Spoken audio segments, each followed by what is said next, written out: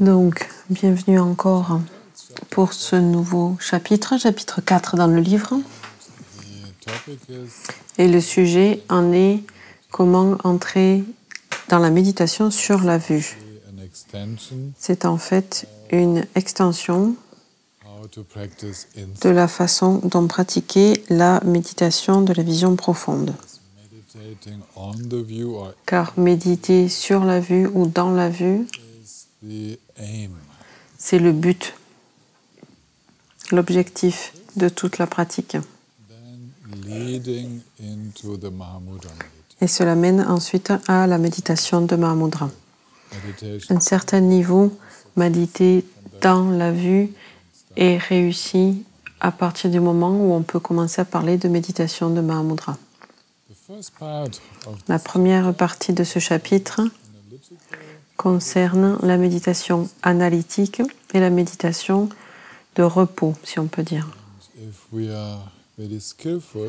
Et si on est très habile dans l'utilisation de ces deux méthodes de méditation, on trouvera ça facile de découvrir le véritable objet de la méditation, le véritable but de la méditation, qui est cette conscience ouverte qui sait simplement, qui connaît la nature de tous les phénomènes. Si on n'utilise pas les deux approches, l'approche analytique et l'approche de repos, on va rencontrer des difficultés. L'analyse, sans méditation de repos, restera intellectuelle. Ce sera le résultat de conclusions logiques. Ce sera dans le domaine de la compréhension dualiste, de compréhension due à des raisons, à la raison, aux convictions qui s'élèvent d'une pensée juste. Et la méditation de repos, simplement être, restera dualiste, restera dans cette sphère de nos tendances habituelles, de s'établir dans un cocon, d'être juste, mais sans conscience suffisante et sans connaissance, sans vision. Ça peut être tout à fait une méditation de repos qui continue à avoir peur des mouvements de l'esprit, qui n'est toujours pas à l'aise avec les informations sensorielles. Une méditation de repos qui se voit comme un calme établi loin de tout le reste du monde. Dans ces paragraphes d'ouverture, Tashi Namgyal nous dit « Faites attention que l'un sans l'autre, la méditation analytique sans la capacité d'être simplement et de se poser, restera intellectuelle, et s'installer simplement sans stimuler la compréhension de la nature de ce qui s'élève, restera quelque chose de statique et bien sûr dualiste, avec une activité très très fine d'observation non conceptuelle qui se maintient en permanence. Et ça, c'est dû aux peurs qui restent. La peur est inconsciente, c'est le souhait de protéger le calme. Ce souhait de protéger le calme et de ne pas perdre le contrôle, de ne pas s'ouvrir complètement, se maintient dans la méditation de repos si ce n'est pas mis en lumière. Si le regard n'est pas tourné vers celui qui médite, ou l'attitude de méditation, ou qu'il n'est pas tourné vers les apparences sensorielles, ce dont on pense que ça va agiter l'esprit. Donc, pour vous donner une petite définition, la méditation analytique utilise son ce qu'on appelle la cognition inférentielle, basée sur l'investigation critique. Utiliser des écritures et le raisonnement. Donc, que faire? Que faisons-nous? Nous avons un texte ou un enseignant qui discute d'une idée sur la réalité, et dans cet enseignement, cette vision de la réalité est mise au défi, mise en question. Et on nous demande de considérer profondément les points en question. Pour vous donner un exemple célèbre. La question serait dans le raisonnement intellectuel: l'univers existe-t-il? Est-il constitué d'unités séparées qui sont composées comme des unités de matière ou nos émotions, mais aussi des unités de temps, des unités de pensée qui s'ajoutent les unes aux autres pour faire tout le monde, constituer le monde entier? Ou bien est-ce un tout? Est-ce juste un? Donc on peut examiner cela afin de trouver des briques d'existence. Il va falloir trouver, on peut essayer de trouver ça par le raisonnement logique.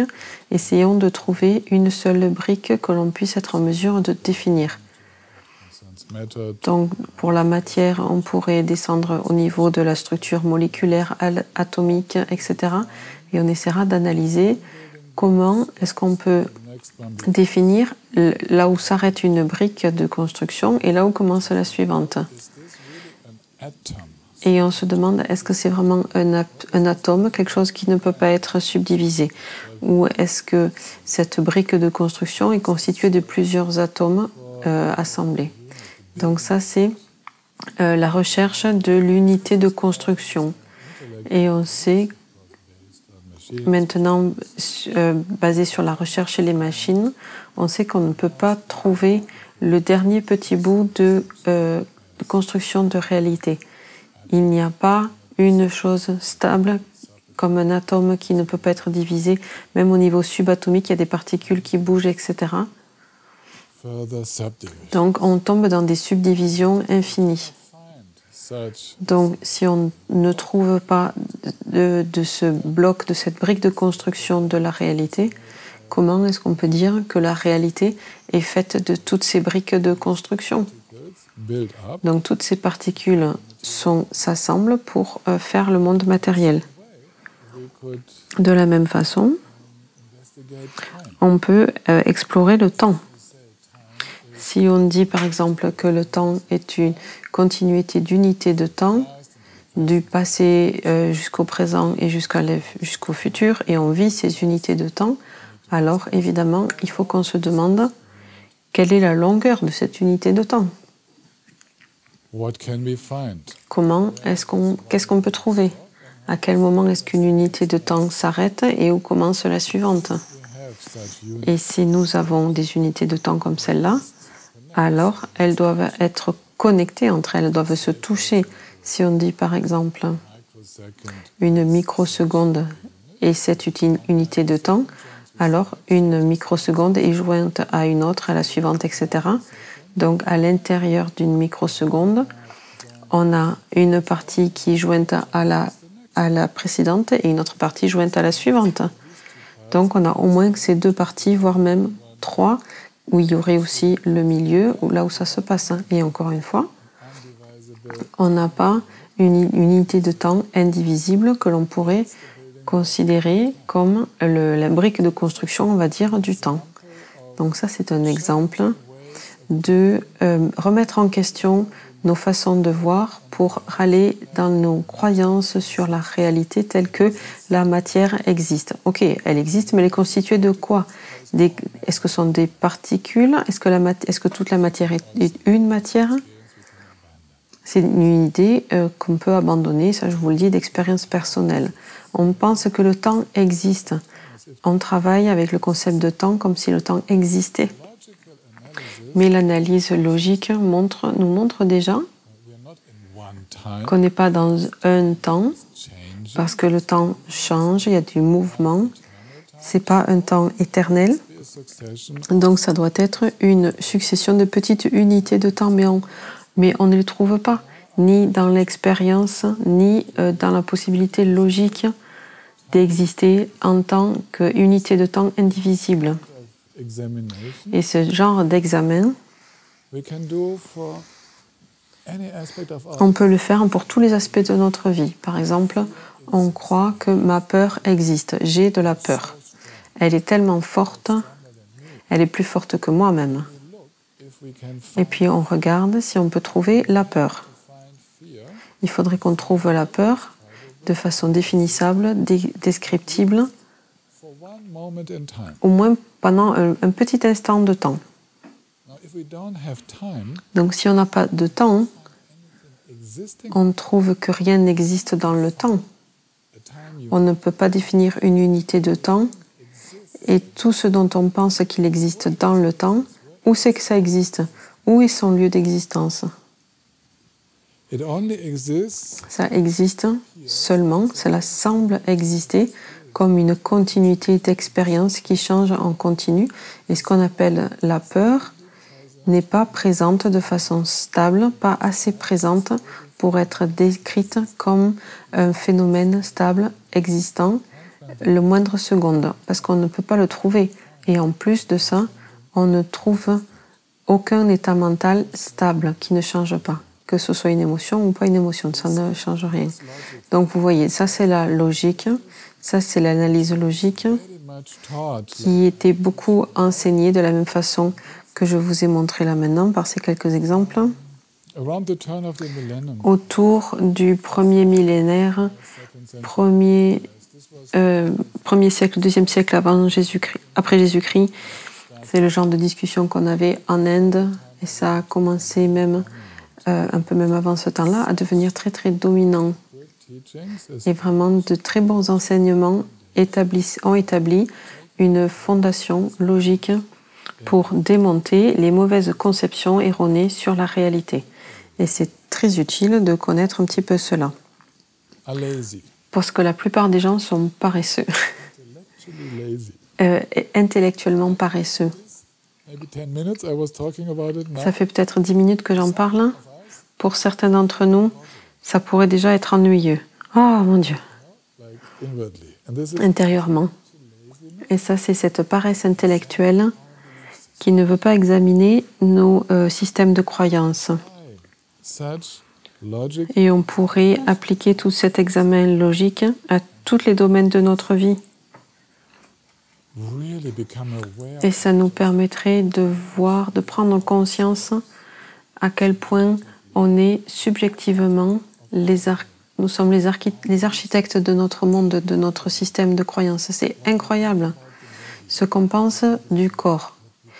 Ce dont on parle, ce à quoi on accorde la valeur, ce qui est à moi, ce qu'est le temps, ce qu'est l'espace, comment les choses arrivent dans l'espace, est-ce qu'elles existent ou pas, etc. Toutes ces croyances, et puis le nom qu'on donne à tout ça, et les concepts. Ouf. Tout ce système de croyances incroyable qu'on transporte avec nous.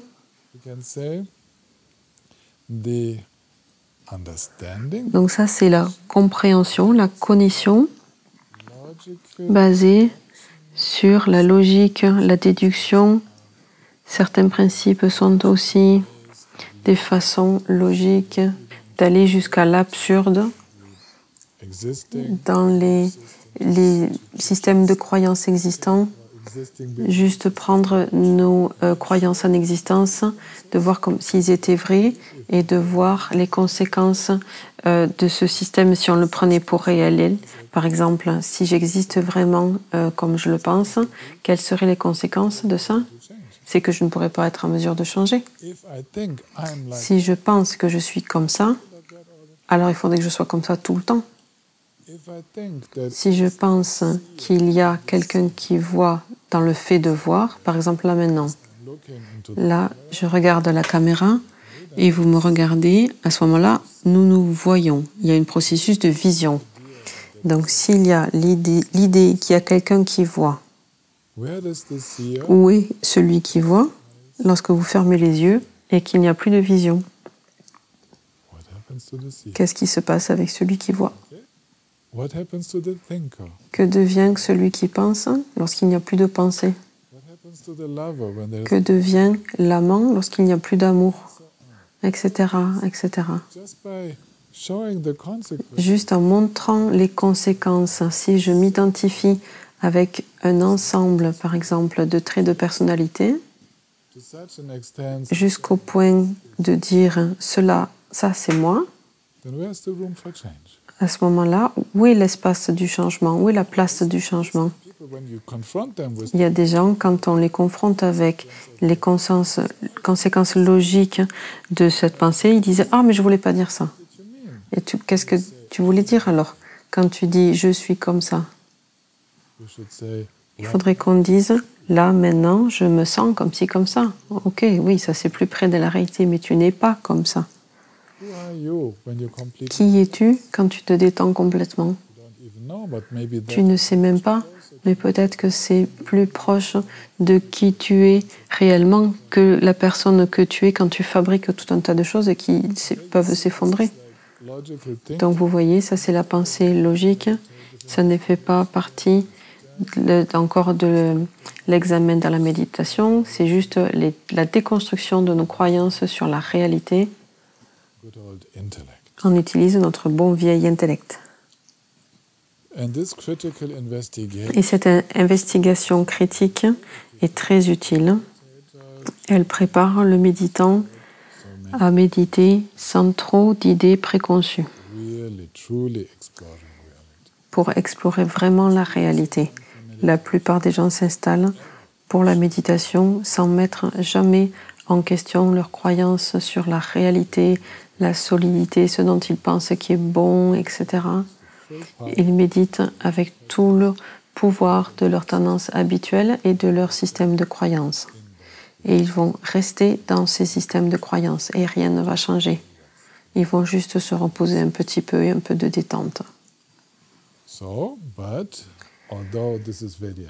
Mais bien que cela aide, au final, l'analyse, même s'il est accompagné par l'introspection, par l'utilisation des procédures de méditation pour observer de plus en plus finement, cet esprit d'observateur qui veut comprendre, ça aussi, il faut finalement l'abandonner.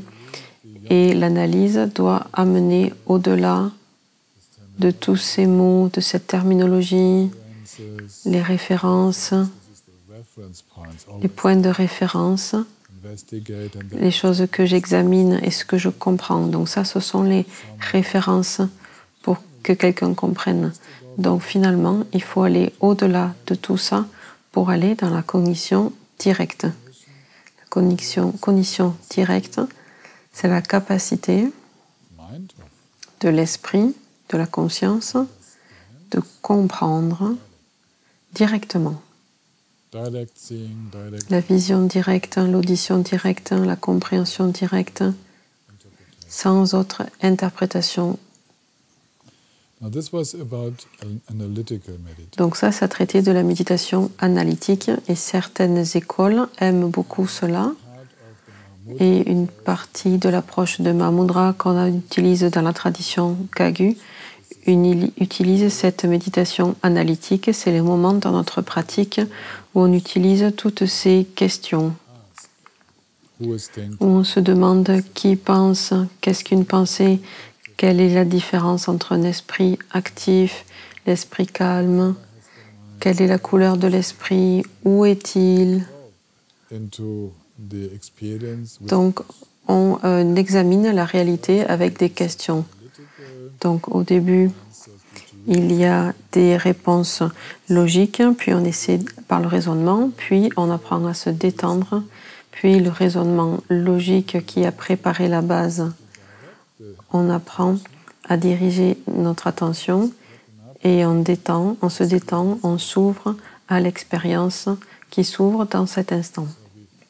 We use a moment Donc, on utilise un instant directing of the focus, d'intérêt, de focalisation, et on s'ouvre à cela sans continuer l'analyse. you will learn a little bit C'est quelque chose dont on va parler un peu dans ce chapitre, deeper insights of parce que c'est là que viennent les compréhensions les plus profondes dans la cognition directe. Il y a ce mouvement de aha, de connaissance, qui n'est pas né du raisonnement logique, but due to mais qui est causé par une expérience fraîche de juste maintenant, de commencer là maintenant. so let's now talk Donc parlons maintenant fans of resting meditation. aux adeptes de la méditation de repos. True resting meditation La véritable méditation de repos utilise la cognition directe, cette capacité de savoir, de connaître, going through concept. sans passer par des concepts et des inférences, des déductions, While remaining in equilibrium, tout en restant en équilibre, dans l'équanimité, monitor dans un état très équilibré, non attaché, équanime, where there is an experience of où il y a une expérience d'incité. Ce qu'on appelle l'incité. Les choses sont ainsi. On reste dans l'incité, natural. qu'on appelle aussi l'état de repos naturel. So that's true resting meditation. Donc ça, c'est la véritable méditation de repos.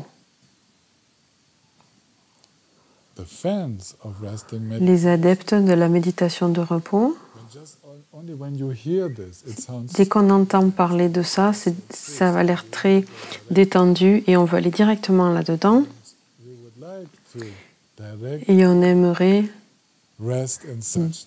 directement se reposer, se poser dans l'incité. Il y aura des enseignants comme moi. Moi, j'aime beaucoup ça aussi. Et je vais vous encourager à simplement rester dans un état naturel dans l'incité. Juste ainsi, juste comme ça. You would try to do that. Et vous allez essayer de le faire.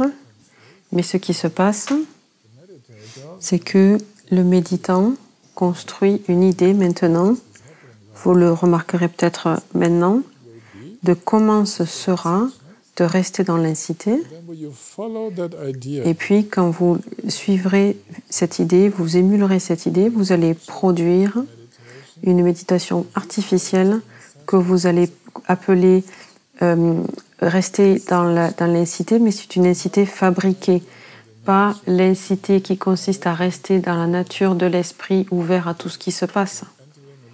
C'est comme rentrer dans une petite boîte. Dans cette boîte de l'incité, mais cette boîte n'est pas l'incité. L'incité est partout. Donc rester dans l'incité, ça veut dire rester dans la nature de toutes les expériences. Aucun besoin de fabriquer quoi que ce soit. Quelle que soit l'expérience qui s'élève, toutes les expériences sont bonnes pour cette méditation sur l'incité, dans l'incité.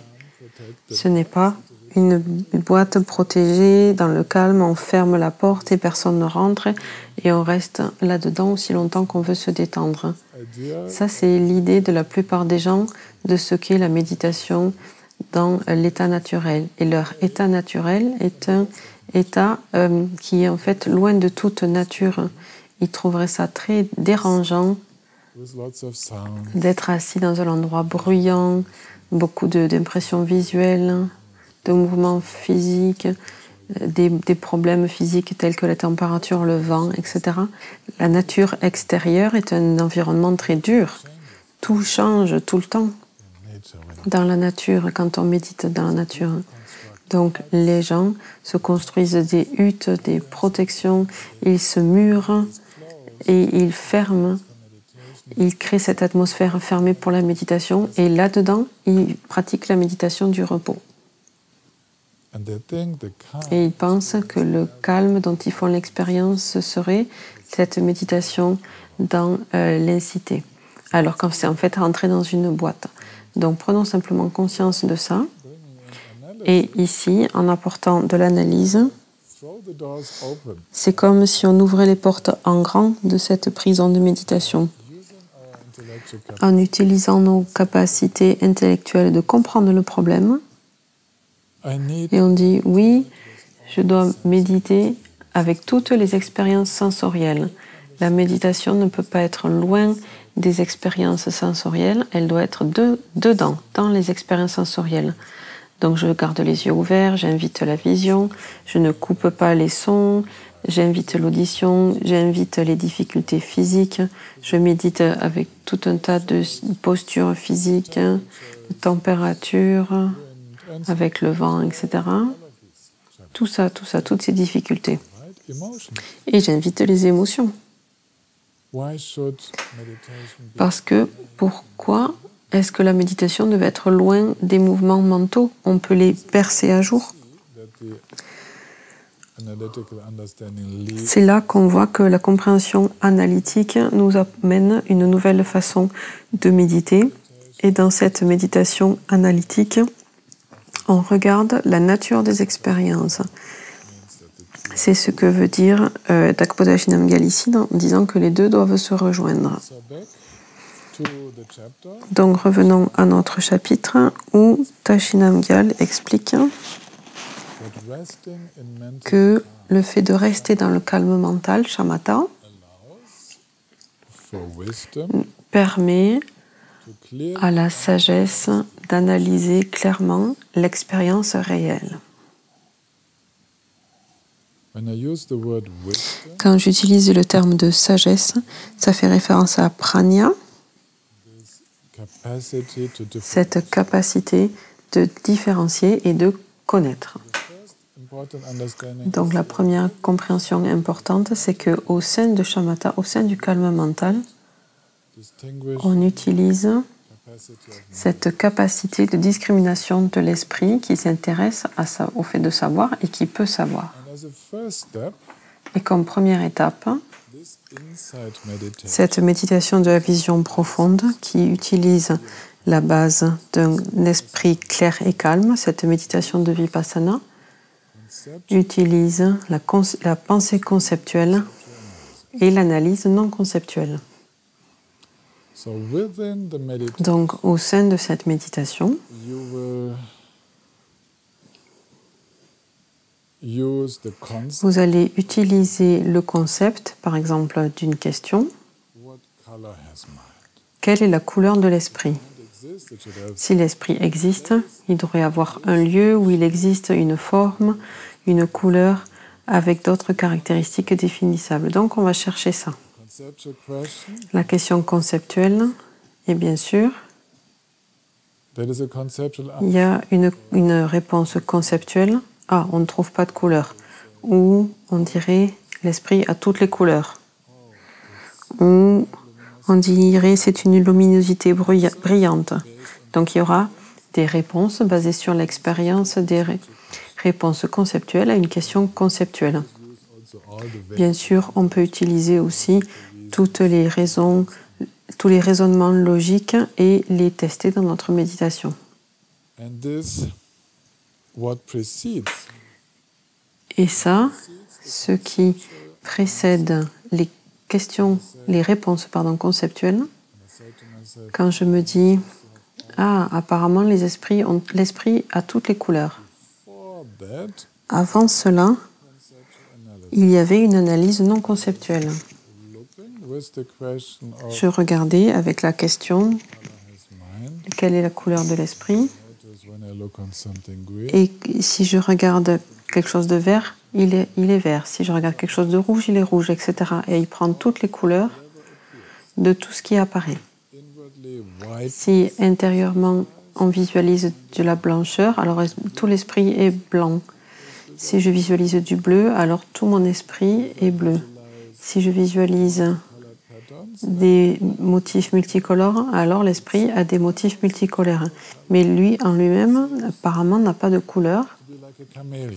C'est plutôt qu'un caméléon. Students will normally say, Donc, c'est ce que les étudiants diraient habituellement si je leur posais cette question. oh, the conceptual Donc, avant la réponse conceptuelle, il y a une expérience non conceptuelle has just the attention où notre attention est dirigée sur la direction de notre esprit et de la couleur dans ce champ d'expérience. and this is the typical phase, Et ça, c'est la phase typique, the first phase. la première phase de la pratique de Vipassana. For example, in Theravada, Par exemple, dans la méditation Theravada, on nous dit de méditer sur anicca, l'impermanence. the students will hear, and Et les étudiants vont entendre, ok, anicca, ok, l'impermanence, ok, oui, ça change. Ouais, ouais. also change. Oui, ça aussi, ça change. Mhm. That's true. I can't Oui, c'est vrai. Oui, en fait, je trouve rien qui ne change pas. And there's this conceptual comment. Et il y a ces concepts, ces commentaires conceptuels. Teacher says, Puis peut-être l'enseignant dira, essayez de trouver quelque chose qui ne change pas. Puis on cherche et on regarde.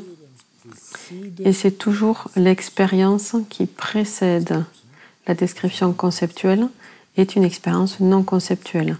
On ne peut pas avoir d'expérience conceptuelle. L'expérience en elle-même est forcément non conceptuelle. Et c'est ça qui est analysé. and that analysis Et cette analyse further. cause la pensée, le reste de la pensée. But later on, Mais plus tard, experience of l'expérience intellectual investigation de l'investigation intellectuelle, tout ça, ça se calme parce qu'on est arrivé au bout, on a comme épuisé inquiry. l'examen intellectuel. Conclusions On est arrivé à des conclusions qui sont satisfaisantes. On voit qu'on ne peut pas aller plus loin. À ce moment-là, l'intellect arrive à ses limites one stays et on reste conceptual meditation. dans une méditation non conceptuelle There are no more words, où il n'y a plus de mots qui apparaissent, or very few, but there are ou très peu de mots, mais en tout cas, ils ne sont pas importants. Plus de phrases. the mind is Mais l'esprit analytical mode. est toujours en mode analytique. An interest Il y a toujours un intérêt in a certain area, wanting to pour un certain domaine et une volonté de savoir and without et de ressentir, et sans même verbaliser, il y a une compréhension de la nature processuelle de ce qui apparaît. example, now I'm doing this, Par exemple, là maintenant je fais ça, doing the meditation, je fais la méditation de l'examen du temps. how does time feel? Comment on ressent le temps? There's an abstract concept, Il y a un concept abstrait, le temps, et puis il y a l'expérience du changement insaisissable. Là maintenant je mets des mots dessus, mais pendant que je méditais, analytical meditation. c'était une méditation analytique sans mots. Okay? So that's the second stage, Donc ça c'est la deuxième étape de Vipassana. non-conceptual, analytical meditation. La méditation analytique non conceptuelle, Helpful because qui est très utile. you could call it a focus. There is a On pourrait l'appeler une focalisation, une direction appliquée à la méditation. Il y a un intérêt just how it is. pour les choses telles qu'elles sont. And we are kind of producing Et on est conceptual. comme en train de produire du matériel non conceptuel d'investigation. Par exemple, I can still remember je me rappelle encore comment c'était quand je faisais cette brève investigation sur le temps. there is a memory track. Il y a un reste, il y a un souvenir qui court en parallèle de cette investigation. C'est comment, ça se sent comment de faire l'expérience du temps insaisissable. Et il y a une qualité d'observation et il y a un souvenir qui est créé, une mémoire de cette expérience, These several seconds of experience. de toutes ces secondes d'expérience. To this, Et je peux me référer à ce souvenir d'une expérience non conceptuelle afin de faire mon analyse conceptuelle. Je peux en parler, je peux m'y référer à nouveau. can I have something to make a nice? Est-ce que je peux avoir quelque chose pour faire un joli son? Ah oui, donnez-moi ma cloche peut-être de mon hôtel. Je vais vous montrer comment ça marche avec un son. Donc écoutez attentivement le son.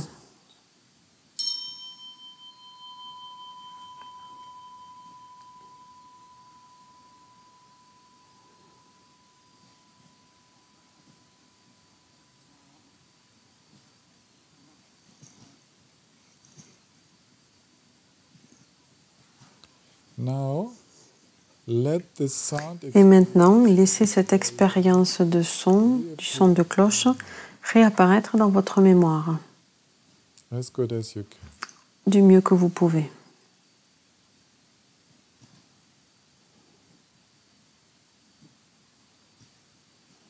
You understand? Vous comprenez, vous n'êtes pas en train de produire des mots, des concepts pour entendre ce son dans votre souvenir. Vous entendez le son à partir d'une mémoire non conceptuelle. Try to see Et maintenant, essayez de voir si votre souvenir to another one. correspond à un autre des sons de la cloche. How was your memory? C'était comment dans votre souvenir et comment est le son réel.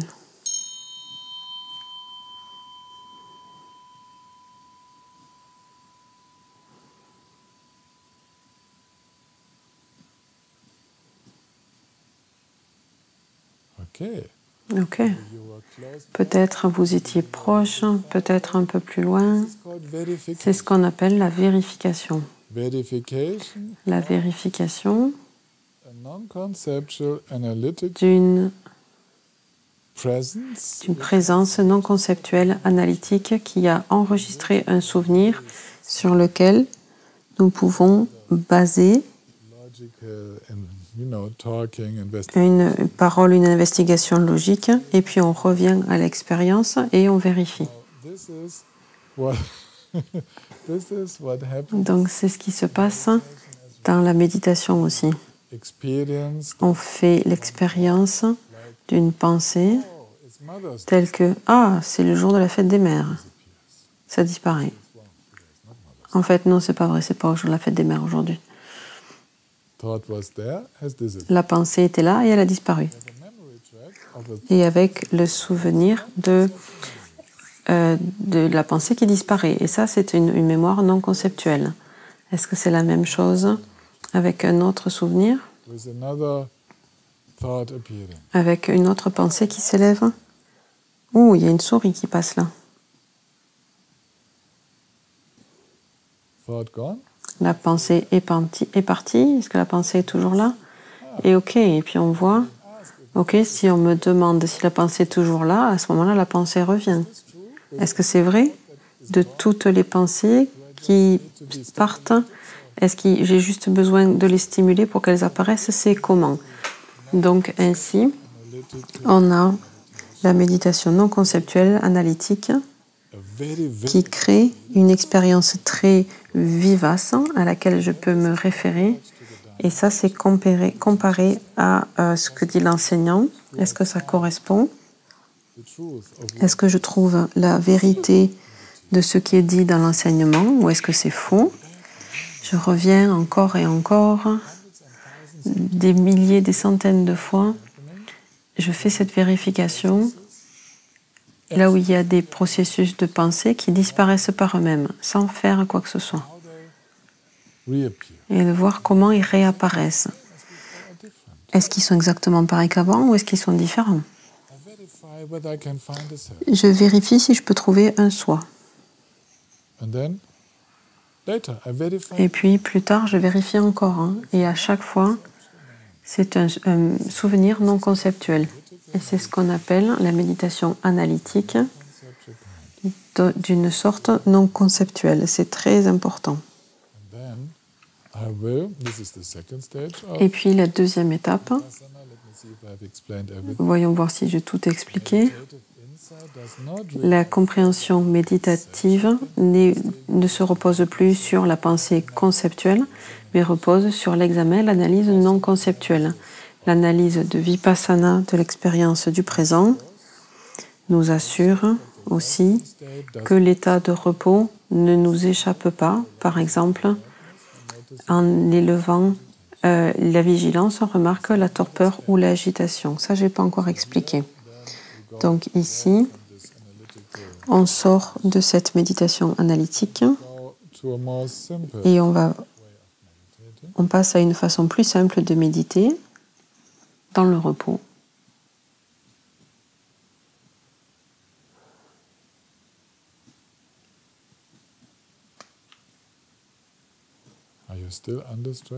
Est-ce que vous êtes toujours dans la non-distraction? Normalement, personne ne vous poserait cette question, c'est vous qui vous la posez à vous-même. Vous vérifiez vous-même si vous êtes toujours dans la non-distraction.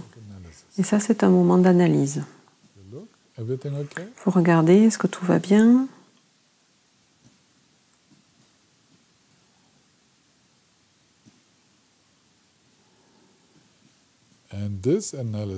Et cette analyse va nous dire si nous avons besoin de corriger quelque chose ou pas. Et si ce moment d'observation non conceptuelle dans les choses telles qu'elles sont me dit l'esprit tombe dans la torpeur. Alors, réaction, peut-être je redresse ma posture ou je rassemble ma concentration ou j'ouvre les yeux en grand, j'applique des remèdes, j'équilibre pour que ce début de torpeur et pour voir ce début de torpeur et apporter plus d'énergie. Donc ça, c'est l'effet d'un petit moment de méditation analytique qui mène à une correction de la méditation de repos. La même chose si l'analyse montre trop de stress, trop d'efforts, j'en fais trop, je suis agité. Bien sûr, j'utilise des mots maintenant, mais l'analyse qui voit cette agitation est non conceptuelle. Et puis, un moment de conseil intérieur, surtout conceptuel pour la plupart des gens. C'est comme ce conseil, c'est comme si le gourou intérieur parlait. Et au fur et à mesure de votre progression, ce processus n'a pas besoin de verbalisation. Adapter notre présence dans la méditation, ça se fait sans avoir besoin de processus conceptuel. Et il y a une petite détente. Ouverture.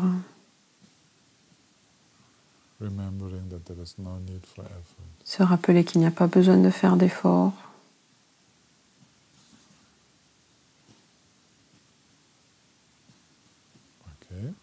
Ok.